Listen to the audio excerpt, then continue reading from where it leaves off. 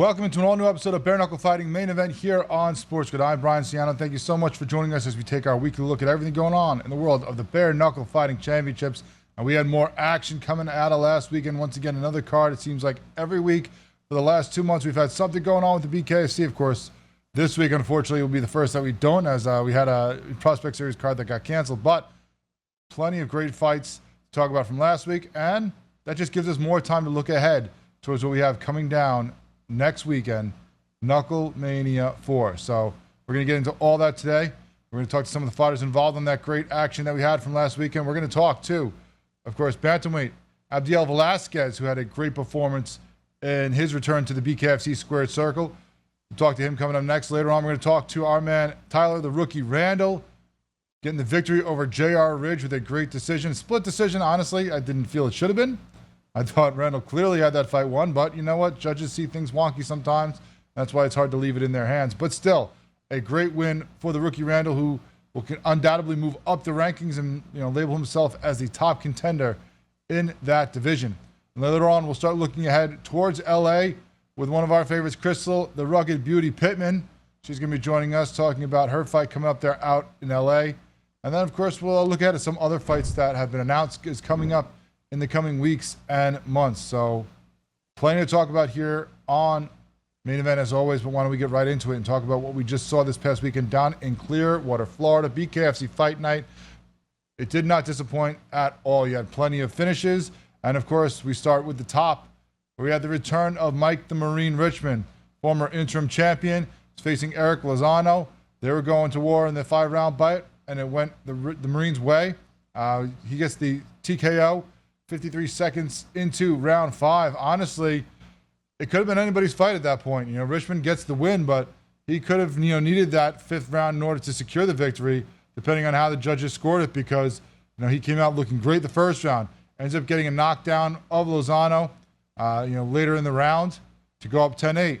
I felt maybe Lozano came on in the 2nd and 3rd rounds and started to, be a little more aggressive, not let Marine control so much of the ring, and maybe get his own shots in there that could have evened up the scoring. I mean, if you looked at the punch numbers after that 3rd round, they're basically even. So depending on how the judges saw it, I saw it as being now locked up there at 28-28, but it all depends on, the view of the people around the map. But then in the 4th round, Richmond turned it on again, turned up the heat a little bit, backed up Lozano, probably took that round in my eyes. And then the 5th round, even more, turning up the heat, throwing the big bombs, and eventually putting Lozano back down to the mat.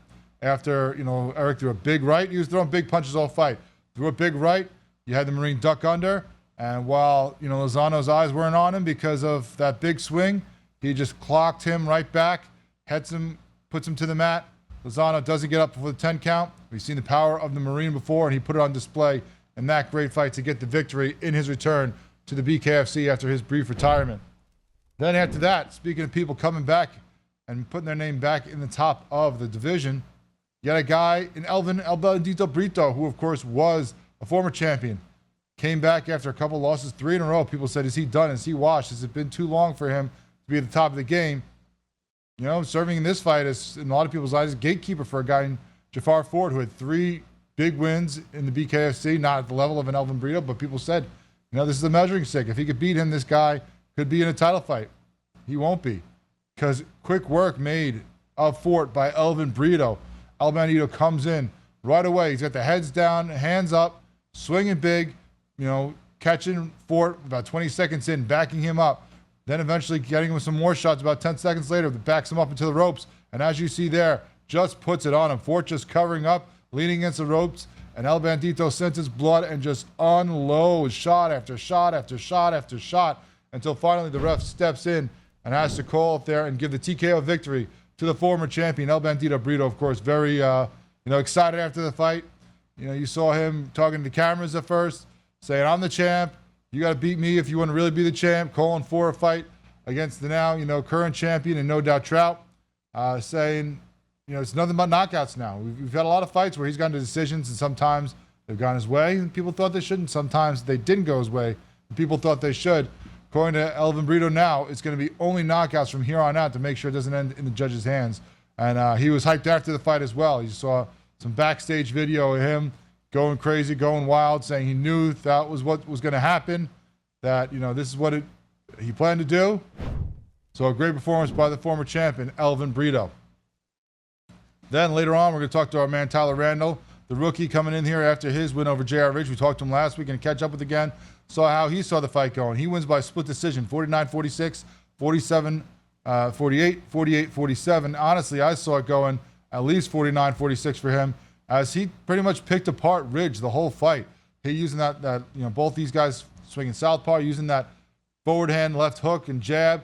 Every time Ridge tried to make a move, just boom, catch him with a little short hook. Catch him with that little looping left. Stopping him in his tracks every time almost. He, was the one coming forward, controlling the mat. He was the one controlling the action, the pace, the distance. And then even later in the fight, just messing with him.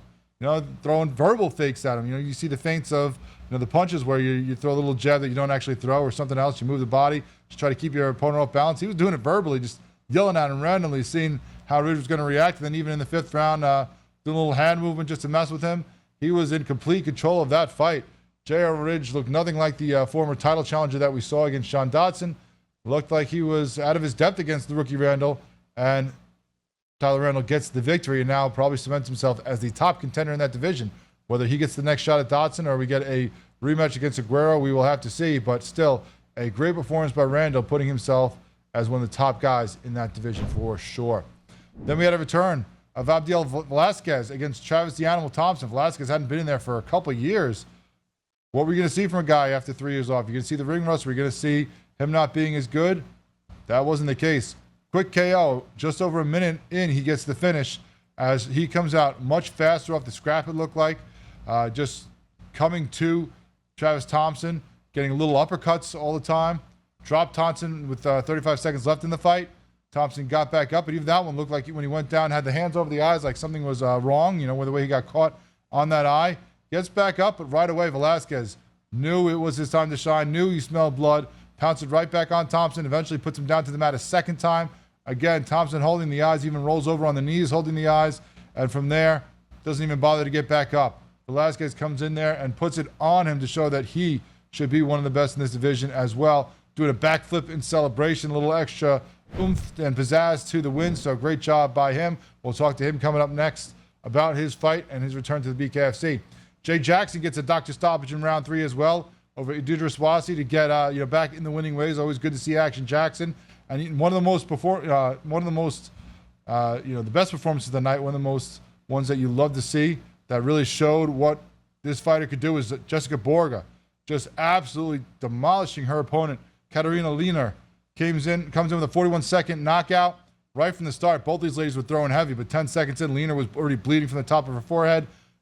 Borga comes after her and just throws down, just shot after shot, big punches throughout for 30 seconds. Lehner gets knocked down, gets back up, but obviously having trouble seeing with the blood and the shots to the eye, and that's the end of the fight for her.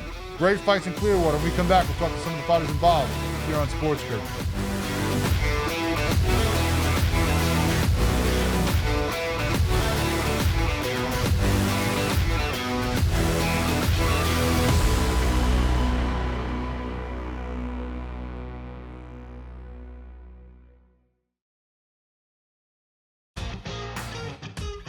It's when he swung it easy at 3/4 golf swings, and he pretty much hit his number all the time. Dude, but when he hit something full, he hit it 20 yards over the greens at times. He was like, what are you doing? He's just smiley, happy, and a freakish athlete golf robot that's going to be right there winning majors for the next 10-plus years. It's amazing. Did you say he was smiling or smiley? Only on SportsGrid.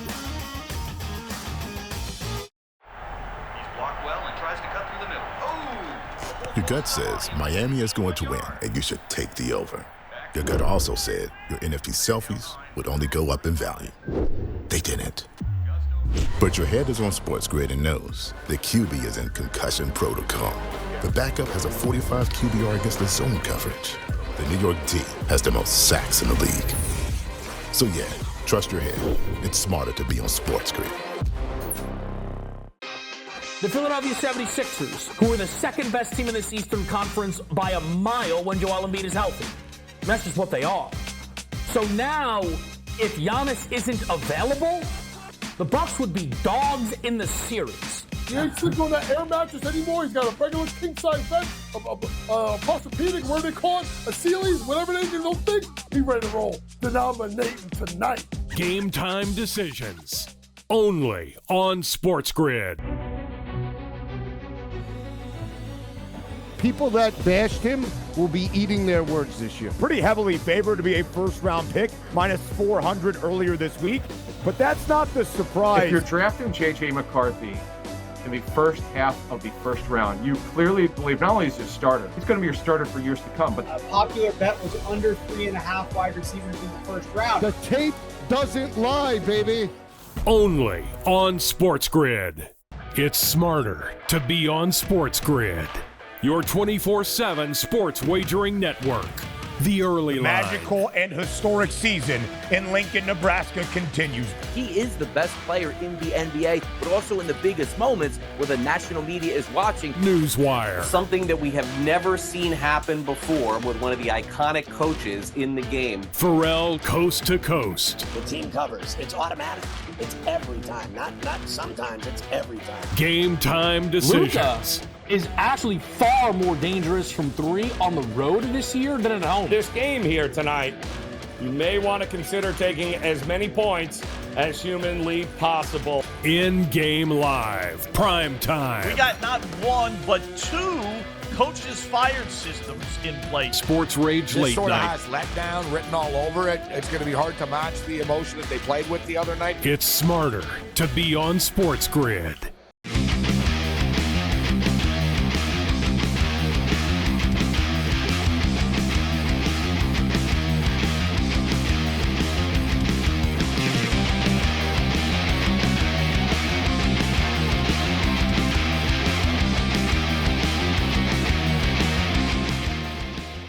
Welcome back to Bare Knuckle Fighting, the main event here on SportsGrid as we continue to look at this great card down in Clearwater, Florida. It was awesome fights throughout. We had some people making statements in their division as top people in their division. We had some people making returns and, putting their names out there that they are still one of the best. Maybe you forgot about them. Elvin Brito was one guy that you may have forgot about because unfortunately we haven't seen him in a couple years, but came back with the Furious. Abdel Velasquez came in there, the Nightmare doing his thing and just destroying his opponent in Travis the Animal Thompson. Not a guy that a lot of people can do that to, but Abdel did that for sure, and we bring him on the show now. Abdel, thanks so much for joining us.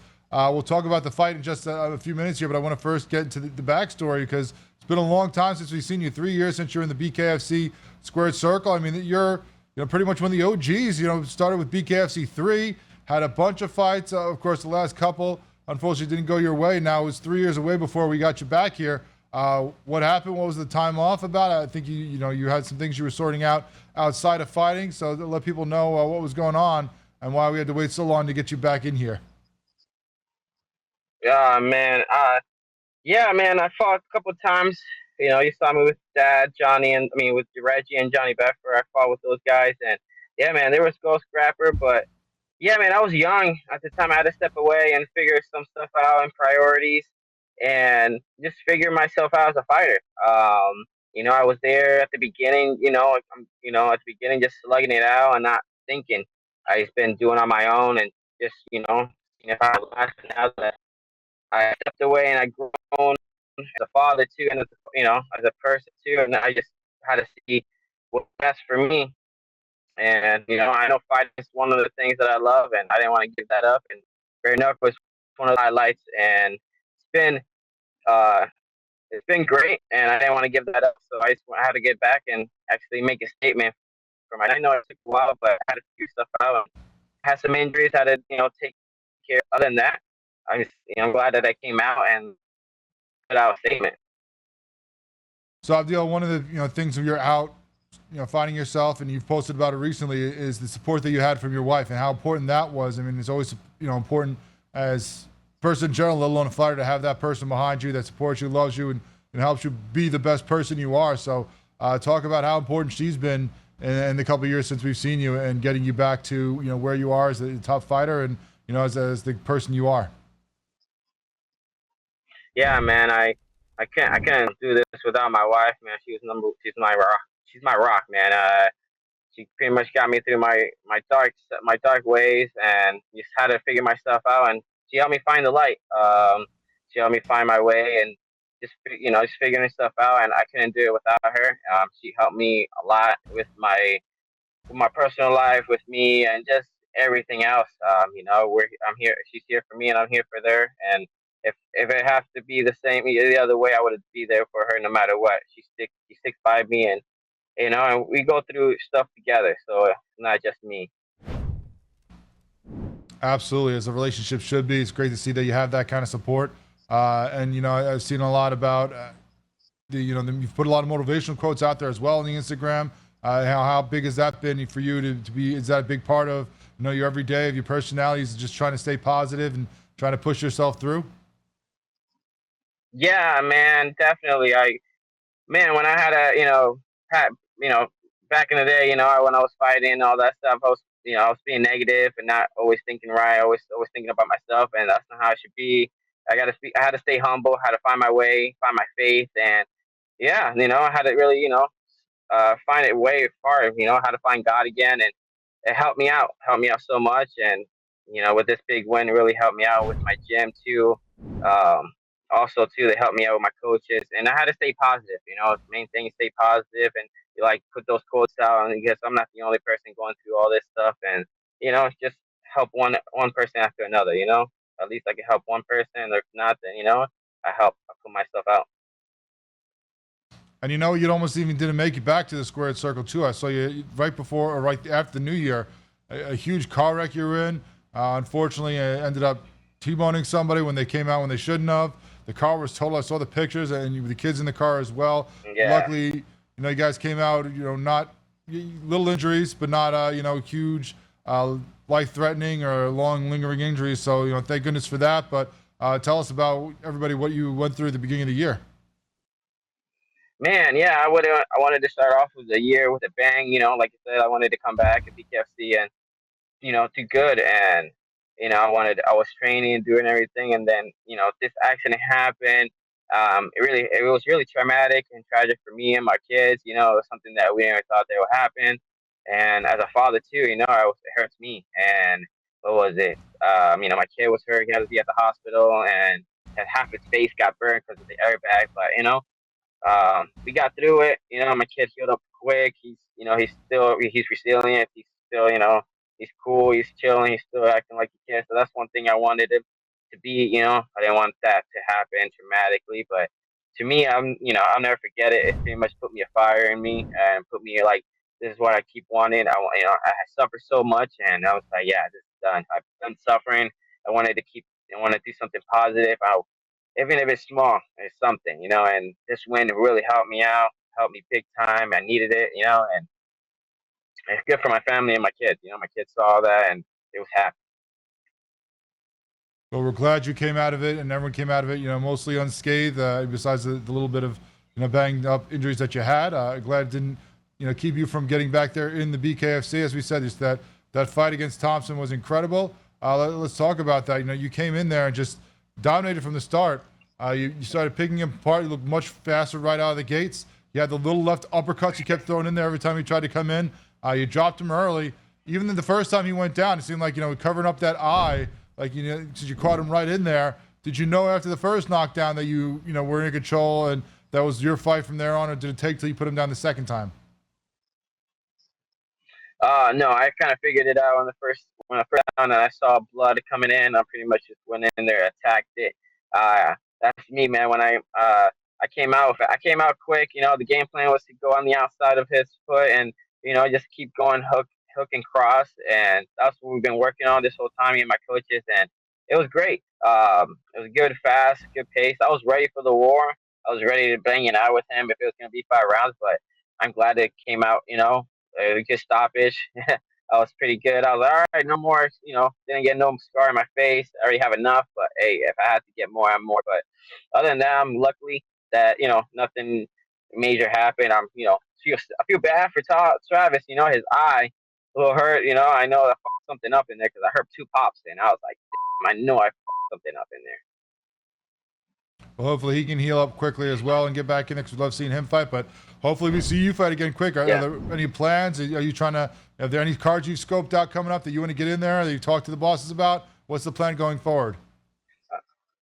I haven't talked to nobody yet. I haven't talked to Nate or David yet. I just got in and fought and everything, and see what's next. I'm up for anything. Like I said, I ain't afraid of nobody. I fought the best of the best, and I can still hang up there. I'm kind of wanting to go at 125. Fight John Dodson and stuff. So we'll see. Well, Abdel Velasquez, But I don't mind great 20, performance. 135. So good to have you back in the BKFC. Thanks so much for joining us. We look forward to seeing you fight again soon. Thank you. Appreciate it. Thank you for having me, guys.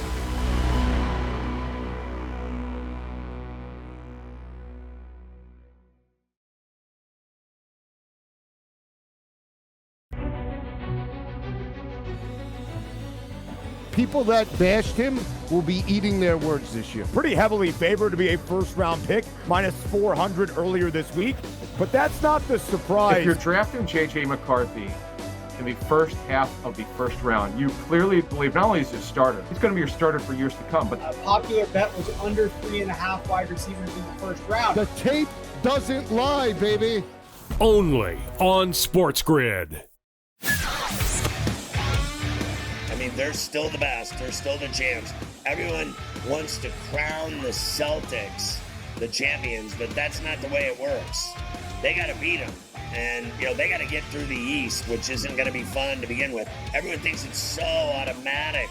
If it's just Boris is kind of losing his power, if whatever his tactics have been, yeah, move on. Pharrell Coast to Coast. Only on SportsGrid.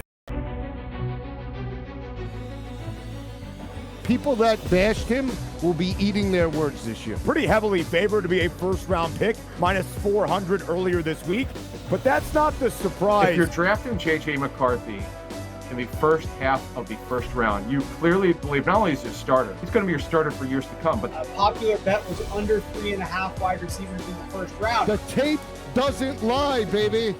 Only on SportsGrid.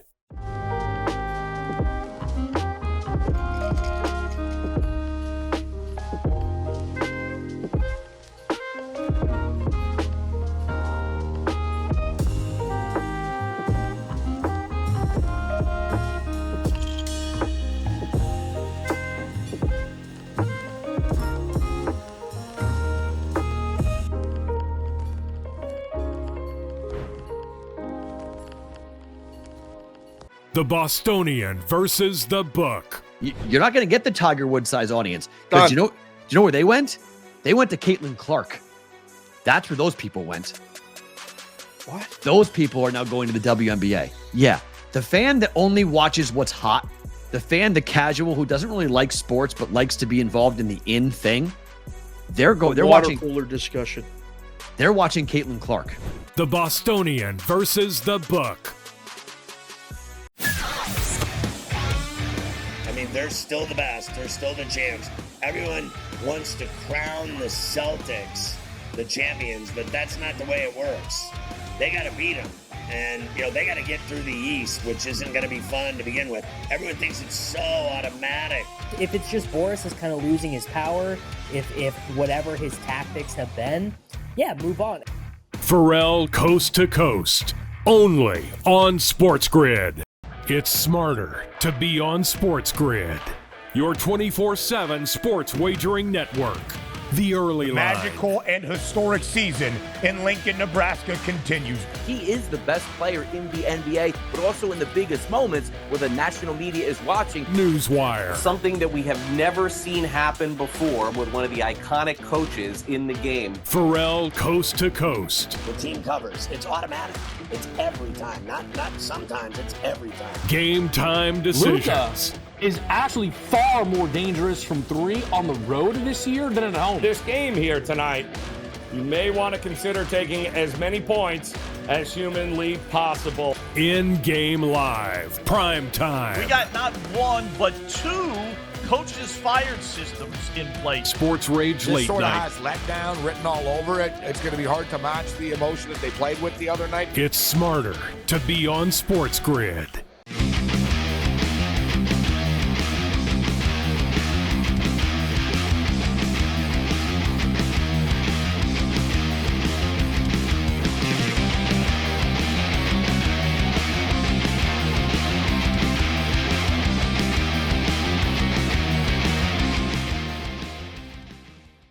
Welcome back as we continue to talk about this great Clearwater fight night that we just had for the BKFC, and one of the best performances.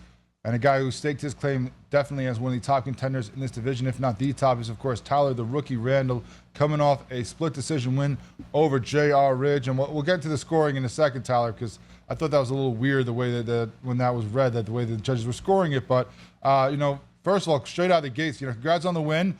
Did you expect that left hand, especially like the little hooks and jabs, to be such a big part of the fight? Because it seemed every time that he wanted to try to come forward, try to throw shots right away, you just caught him with that little short hook, and that backed him right back up and, made him rethink his approach. So the whole camp, the jab and the hook was supposed to be crucial, just to be as a neutralizer. It was supposed to use it to set up a lot of other stuff. But I didn't anticipate how low to the ground and how short he actually was. So when I'd go to throw other shots and stuff like that, I couldn't really land what I wanted. So I was like, you know what? I know my jab's on point. I know my hook's going to keep touching him. I'm going to keep touching him until other things open up. And I just knew he just couldn't touch me. I agree. He couldn't. You were just my first fight, I relied on that jab. Yeah, I felt that he couldn't really press forward. I felt I had his timing. In the first round, when we were clinching up, I could feel that he was pretty strong. He had some overhands. He had some power. But I felt if I just neutralized his overhand and kind of kept him at bay, eventually he'd get so flustered that he couldn't touch me that he'd start trying to go for desperate stuff that wouldn't work. And then eventually he did. Didn't feel like he could do any of his punches, and he was just stuck in the mud, stuck in the water in front of me. Yeah, it absolutely felt like that throughout the fight. He could not get anything going, it seemed. Now, you even using, as I talked about in the start of our show, the verbal feints. You're not just, everyone uses the punch feints where you act like you're going to throw and kind of back them off, but you were even just like yelling at times just to see his reaction. Was that something you guys had worked in camp to try to use? Is that something that you talked about in the corner? Or is that just something like, hey, I'm going to mess with this guy even more? I already got him frustrated and flustered. Let's see how more I can mess with his head. Like, I wanted to see what he would start doing, if he'd start mirroring me, if he would throw immediately when he heard the sounds, when he would start reacting, if he would stop reacting to the sounds, and then I know that he wouldn't have time to get away. Just different things. He actually one time did it back at me in the fight. I don't know if you noticed, but he went back at me, didn't do anything, and I looked at him like, whoa, okay. That was weird. Well, everything you did seemed to throw him off, so I'm not surprised that did as well. Were you surprised by, kind of his inaction? Obviously you had him frustrated. It was hard every time he was trying to make a move. You caught him a little bit and made him back up. But are you surprised that you didn't get more of the desperation shots, especially by the third, fourth, fifth round when you obviously were in control of things? Extremely surprised. He was an ex-title contender. I expected him to have more of a press. So when things started to get deep, when the dog's supposed to come out, I expected him to really start trying to grab me, blitz me. But he didn't change up anything he was doing. He stayed doing the same thing, so I stayed doing the same thing. I could have pressed him, and I really feel I could have worked to knock him out, especially at the end of the fifth. But just kept cutting him and knew I was winning the rounds. I felt very comfortable. I just felt in control, like it was a game. Yeah, at what point in that fight, where did you feel, that you just had control? Did you know it from the start as he was having that trouble? Was it by the third or fourth round when he wasn't changing things? Like, did you ever get, I don't want to say comfortable because that's not something you could ever really do in a fight. You always got to be on your toes and everything. But when did you, in your head, be like, all right, there's just nothing this guy's going to be able to do against me today? When I woke up. Honestly, when I woke up, when I walked out, I felt the energy. I've already felt unstoppable. I guess the next moment in the fight was probably like 30 seconds in. He blitzed me, hit me behind the ear with probably the heaviest shot. He hit me the whole fight. Hit me like right behind the ears, right hand, boom, heavy. And yeah, I saw a flash. My legs felt a little funny, of course.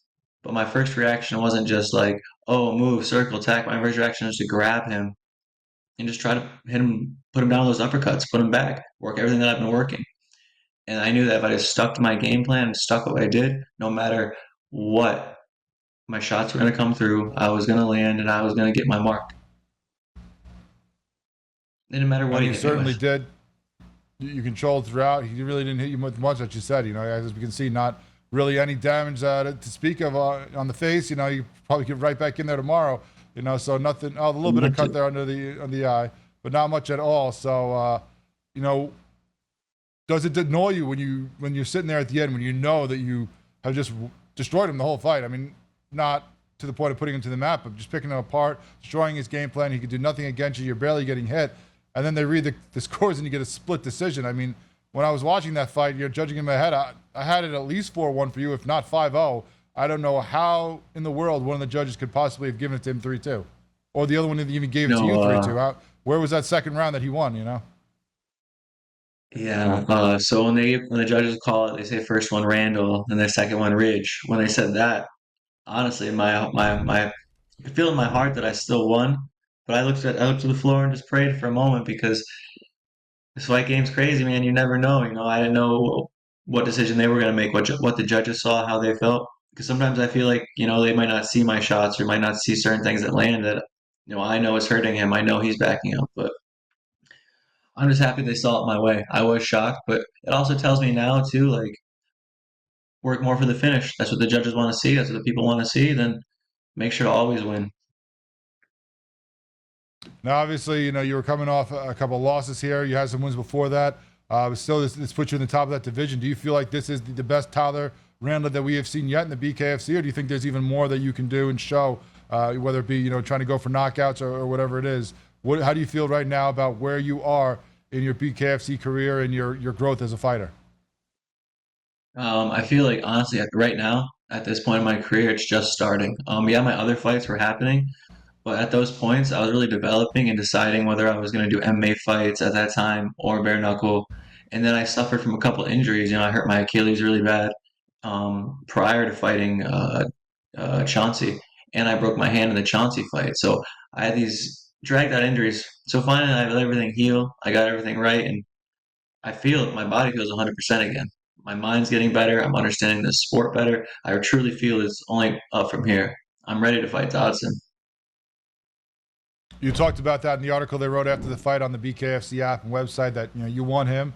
Obviously, we don't know what the future holds for him yet, whether it's a rematch with Aguero or a fight defending the title against someone like you in this division. So you flat out said that, like, you think that not only do you deserve that shot, but you think you could beat him, which everyone obviously should if you're getting to a ring with somebody. But you think that he won't be able to handle you. Do you think it's the length and keeping things at distance like we saw in this fight that he had trouble with against Aguero that you did against Ridge, or do you think there's other tools that you haven't even shown us yet that would really neutralize Dodson and his power?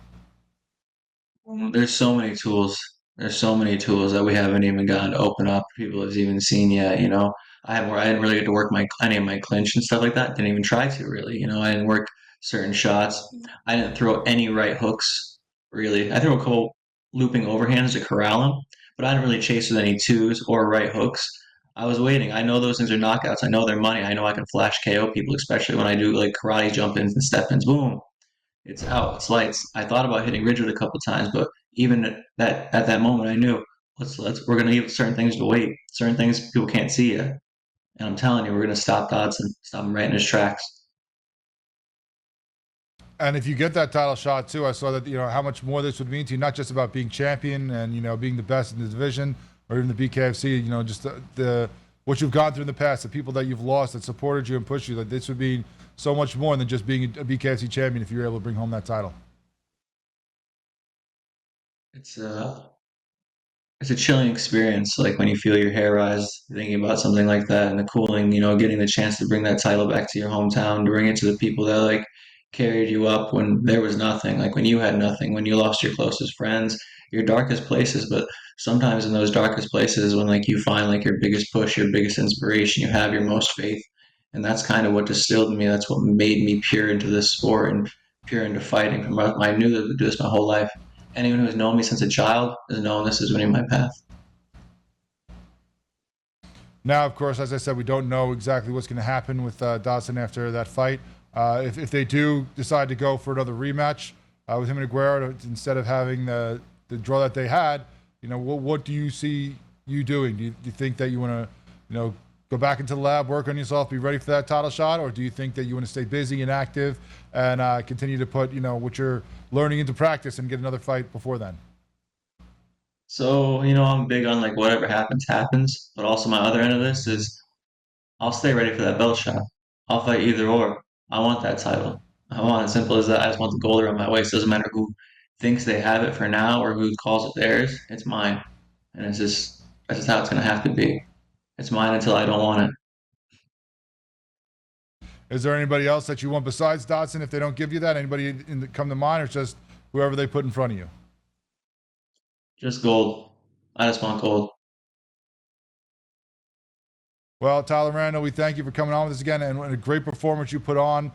Just picking apart a guy who was a former title challenger in Ridge, just making him look completely not on your level. I mean, you kept him outside and at bay and controlled that fight throughout. Like I said, I don't understand how any judge saw it any less than 4-1 in your favor.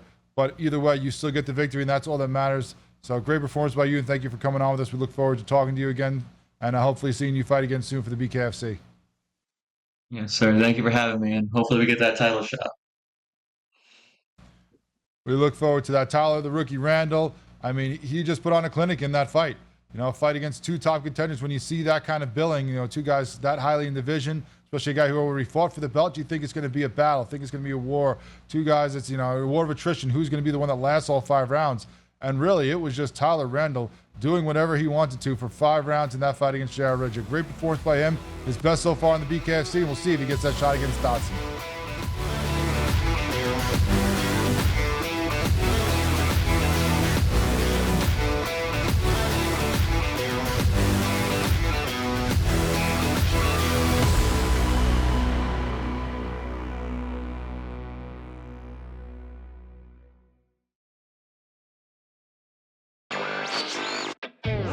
Talked about the Otani story. This interpreter, Ipe, clearly was a problem gambler. I mean, he would be identified as that and beyond.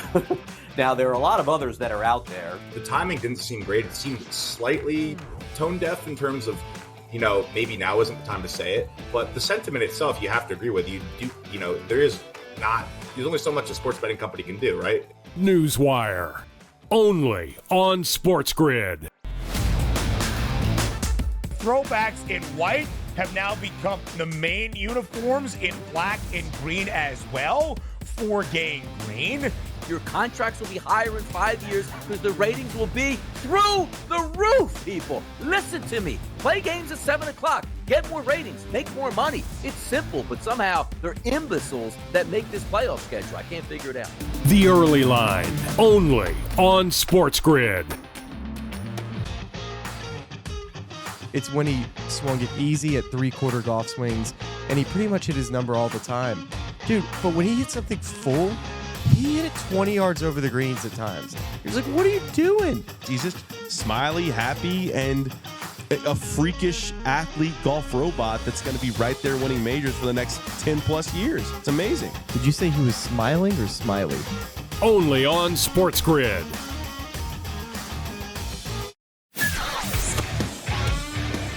They're still the best. They're still the champs.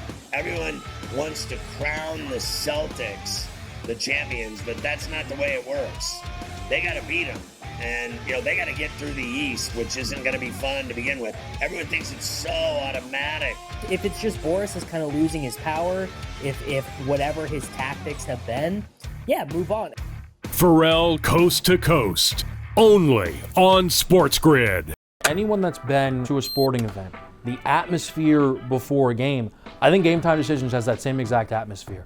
This is our arena.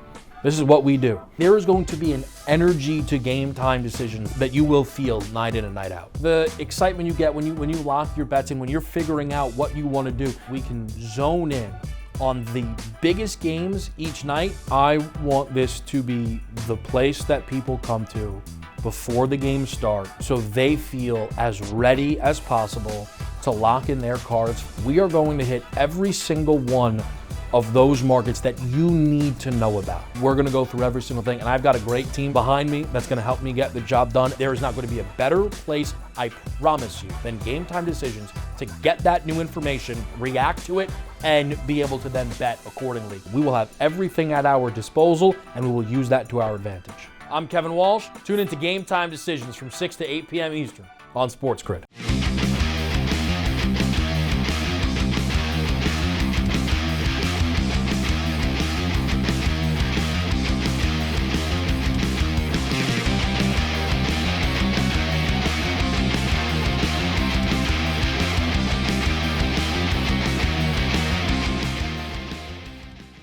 Welcome back as we continue to talk about things going on in the world of the Bare Knuckle Fighting Championships.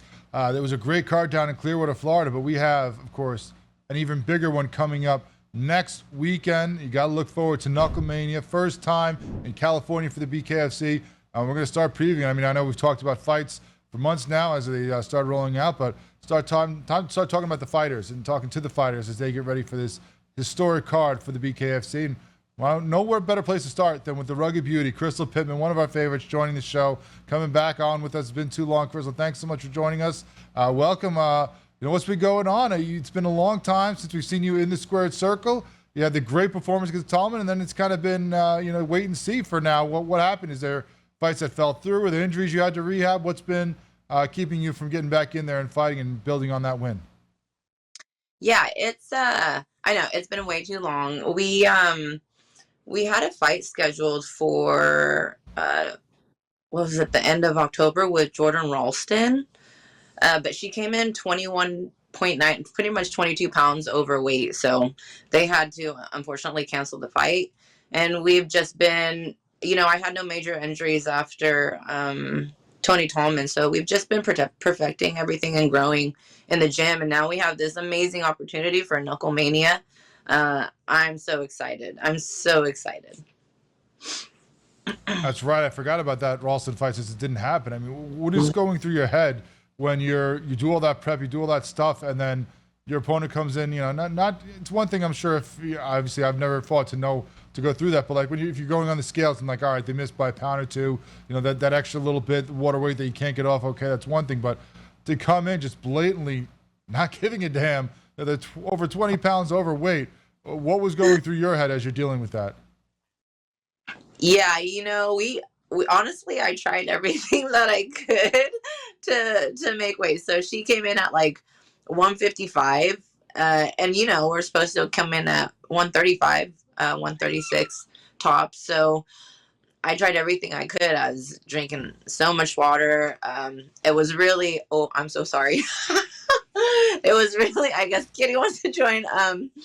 It was really upsetting because we trained so hard, and her coming in was that heavy was so disrespectful. So we tried to make the fight happen, but it's honestly kind of an embarrassment on her part to do that to the promotion and to me, her opponent. So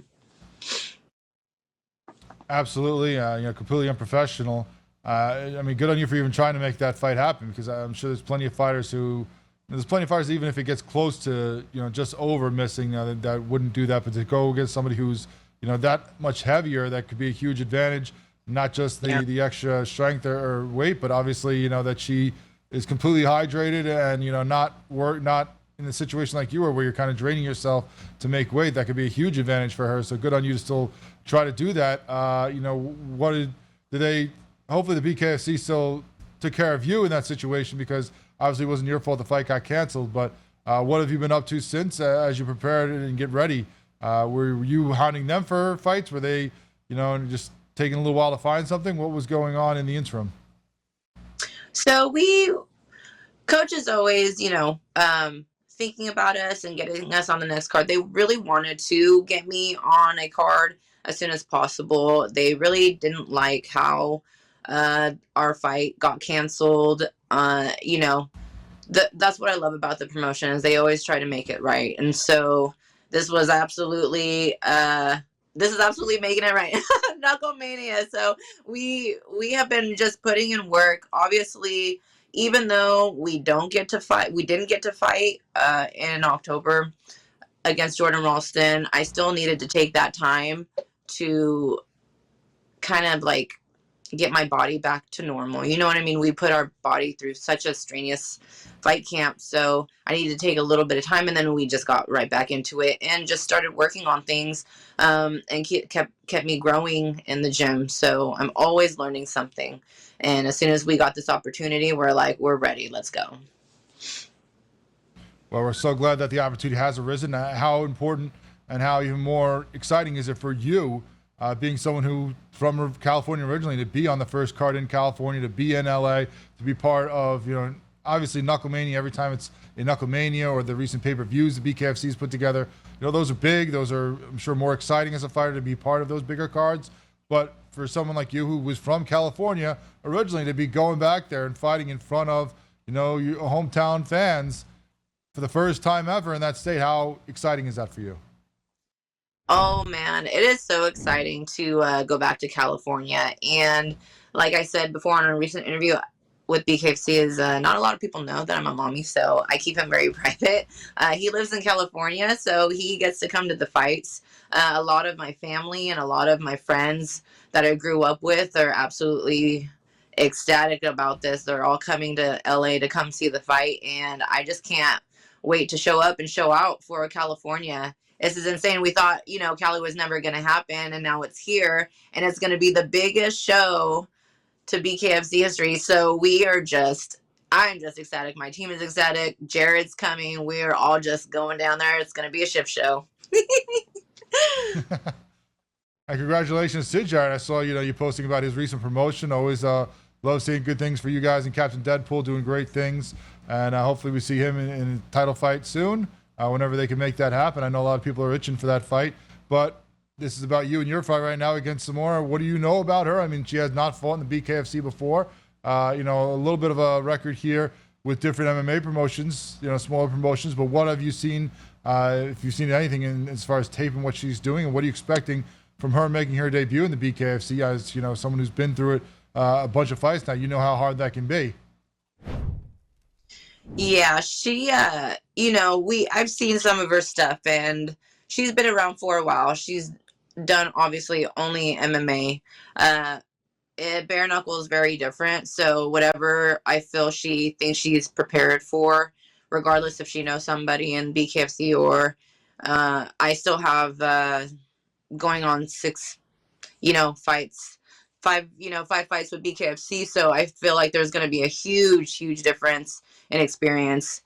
She might be good at her grappling or, jiu-jitsu and stuff, but it really is going to show, her experience prior to what we're going into now. So I'm excited to see. I'm excited to test her. I'm excited to put a stop to her. I'm excited for everything, really. So bare knuckle girl going against an MMA girl. Absolutely, and that's always, a big transition for a lot of fighters.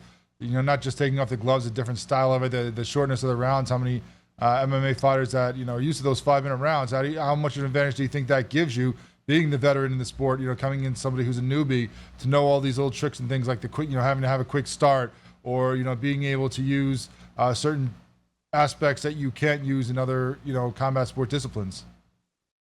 Yeah, exactly. Regardless of what the outcome of any of my fights, I started my career with BKFC. So I am like legit a bare knuckle girl. I didn't have prior MMA. I've learned everything that I know now in BKFC. So it's exciting to know. I kind of, when people make their BKFC debut, they kind of are very emotional and excited. They're either really going to be very aggressive the first round. Me, I'm equipped to know exactly what she may be thinking, having all of those emotions, because I had those emotions in my prior fights with BKFC. So I'm expecting her to do different things, which I'm completely prepared for. And so it's just to see how she handles that, And how much of an advantage do you think you're going to have in the power department? Because if you look at her stats, obviously, most of her fights went to decision in MMA. Now you're coming in there off of that knockout of Tallman, showing us, how hard you can hit when you get the opportunity. So what do you think you're going to hold a big advantage in that? And that she's going to come in here and maybe expect one thing and all of a sudden get hit with one of those big shots and realize she's in for something completely different?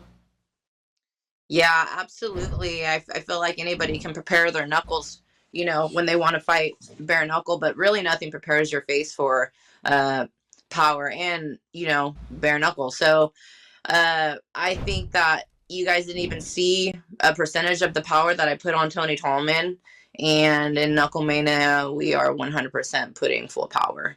So she's not going to be ready for it when it comes. It's going to be exciting to have her feel that power and for everybody to see the kind of power that I can hold. And what do you think of the status of the division right now? Obviously, there are no rankings in this division yet, no champion. It's a division that not a lot of promotions have, the 135 or 145 like the BKFC does.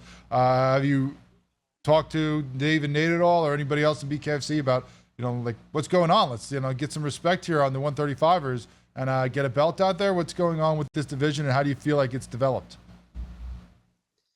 Yeah, I feel like, the 135 division is slowly growing. When we were in Clearwater, we did an interview, and so Cyrus was asked the same thing, and I said absolutely, I would love to have a 135 title fight leading up after this fight.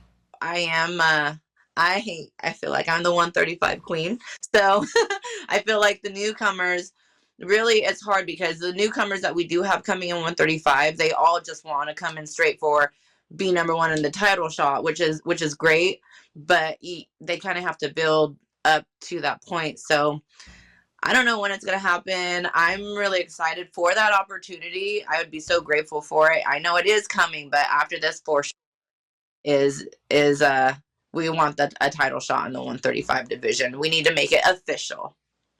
In my face, Absolutely. right there. Need to know where you stand. Need to have that gold ring to go grab onto. So hopefully we get that going soon. I know it's happened in other guys, and even the male division is taking a while at times. So we'll see when Dave Feldman can get that rolling. But what have you been filling your time with besides just training? I know we saw online. I saw you had the jet skis, which I was as someone up in the Northeast, very jealous of. Like right around Christmas time, you're out jet skiing in Florida. I know you're a big online poker fan as well and poker player.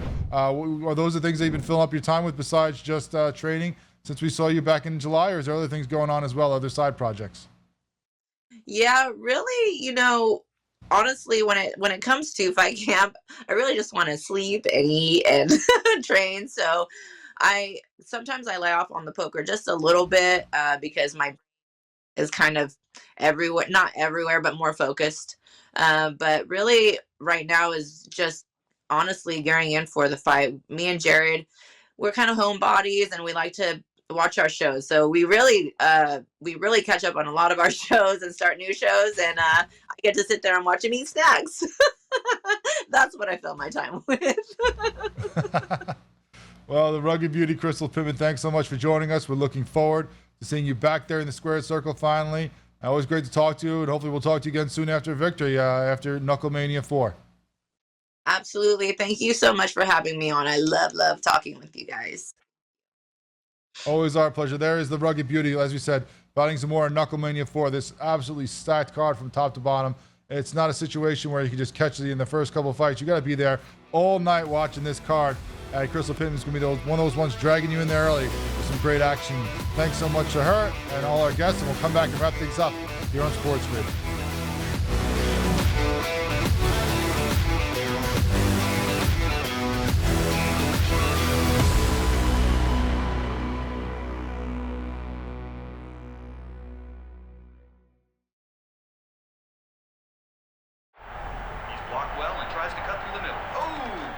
Your gut says Miami is going to win, and you should take the over.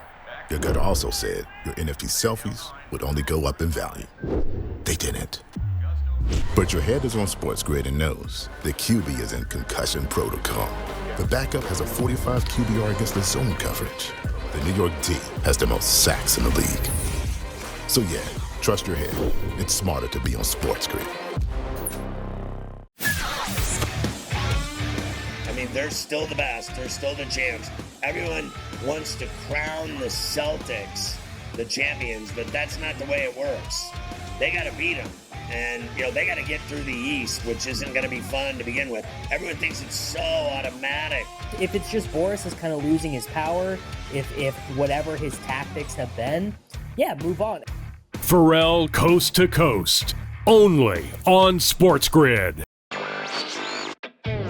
Talked about the Ohtani story. This interpreter, Ipe, clearly was a problem gambler. I mean, he would be identified as that, and beyond. Now, there are a lot of others that are out there. The timing didn't seem great. It seemed slightly tone deaf in terms of, maybe now isn't the time to say it, but the sentiment itself, you have to agree with. There's only so much a sports betting company can do, right? Newswire, only on SportsGrid. The Philadelphia 76ers, who are the second best team in this Eastern Conference by a mile when Joel Embiid is healthy. And that's just what they are. So now, if Giannis isn't available, the Bucks would be dogs in the series. He ain't sleeping on that air mattress anymore. He's got a regular king-size bed, a posturepedic, whatever they call it, a Sealy's, whatever they do, those things. He ready to roll. Denominating tonight. Game time decisions. Only on SportsGrid. It's smarter to be on SportsGrid. Your 24/7 sports wagering network. The early line. Magical and historic season in Lincoln, Nebraska continues. He is the best player in the NBA, but also in the biggest moments where the national media is watching. Newswire. Something that we have never seen happen before with one of the iconic coaches in the game. Pharrell Coast to Coast. The team covers. It's automatic. It's every time. Not sometimes. It's every time. Game time decisions. Luka is actually far more dangerous from three on the road this year than at home. This game here tonight, you may want to consider taking as many points as humanly possible. In-game live, prime time. We got not one, but two coaches fired systems in place. Sports Rage This late sort of night. has letdown written all over it. It's going to be hard to match the emotion that they played with the other night. It's smarter to be on SportsGrid.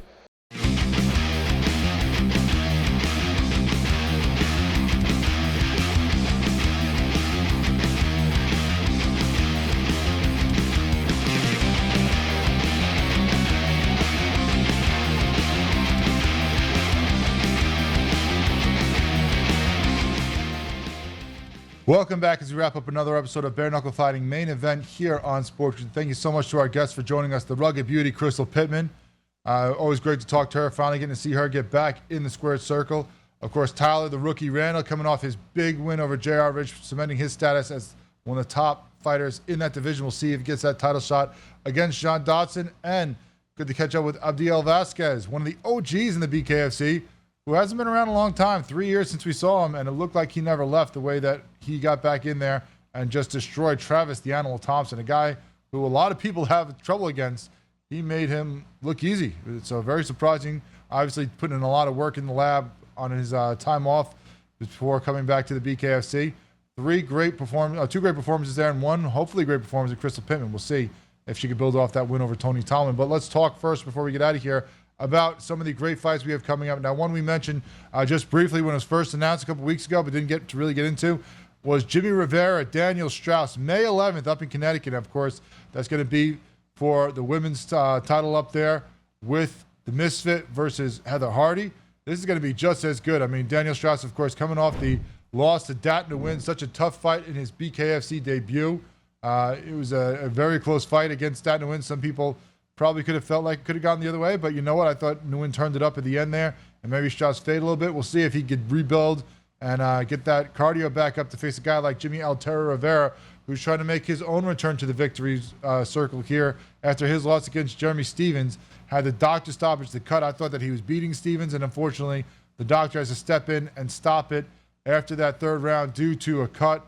It just stunk there to take that possible win against Stevens away from Rivera, but we'll see. Both these guys looking to rebound with a great performance against some top-flight opponents, long-time names in the MMA world. Then, of course, just under a week later, we will see now in Omaha a fight card headlined by Trinidad Snake versus Dustin Pegg. Trinidad Snake coming off that great win over El Bandito Brito. Pegg coming off a couple wins, including his decision win over Joe Elmore. That should be an awesome fight. Looking to see what else comes up on that card. We'll talk to you next week and get deeper into Knucklemania 4 here on SportsGrid.